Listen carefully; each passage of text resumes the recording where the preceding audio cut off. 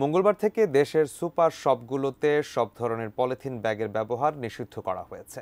তবে আইনের কঠোর প্রয়োগ নয়, জনসচেতনতা বৃদ্ধির মাধ্যমে এর বাস্তবায়ন চান পরিবেশ, বন ও জলবায়ু পরিবর্তন বিষয়ক উপদেষ্টা সৈয়দা রিজওয়ানা হাসান।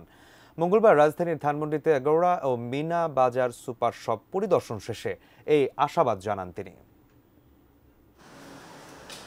2002 সালে কয়েকটি গ্রেডের পলিথিন উৎপাদন ও ব্যবহার নিষিদ্ধ হওয়ার পর 2004 থেকে 2006 পর্যন্ত আইন প্রয়োগের মাধ্যমে এর বাস্তবায়নও করে সরকার। তবে দীর্ঘদিন আইনটির প্রয়োগ বন্ধ থাকায় পলিথিনের ব্যবহার মহামারী হয়ে ওঠে।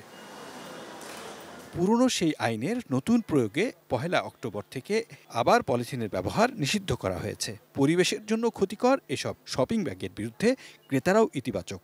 খুব সুন্দর একটা থিঙ্কিং চালু হচ্ছে। ইনশাল্লাহ আশা করা যায় এভাবে দূষণটাকে আমরা কন্ট্রোল করতে পারবো ইনশাল্লাহ। আমি গতকালকে নিউজের মাধ্যমে জানার পরে আমি এটা বাগেরহাট থেকে নিয়ে আসছি বাজার করার জন্য। কালার এক্সপার্ট, জর্জ স্যাপ এবং মাইল্ড অন হ্যান্ডস টেকনোলজি সমৃদ্ধ অরিক্স ক্রিস্টাল ওয়াশ আপনার লন্ড্রি এক্সপার্ট। বাড়ি থেকে ব্যাগ নিয়ে বাজার করার আসার কালচারটা আমাদের মধ্যে ছিলই, নতুন করে আবার শুরু করলাম। যেহেতু এটা বারবার ইউজেবল, বারবার ইউজ করা যাবে, সো এটা আমার মনে হচ্ছে না যে ওরকম কোনো প্রবলেম। পলিথিনের বদলে এসেছে পাট ও কাপড়ের ব্যাগ। এসব বিকল্প সহজলভ্য করার উপর জোর দিয়েছেন সুপার শপ কর্তৃপক্ষ।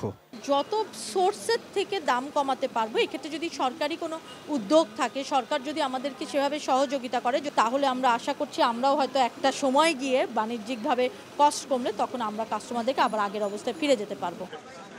1 মাসের মধ্যে সুপার শপগুলো পলিব্যাগ মুক্ত করার পর সারা দেশ পলিথিন ও প্লাস্টিক মুক্ত করায় মনোযোগ দেবে সরকার, জানালেন উপদেষ্টা।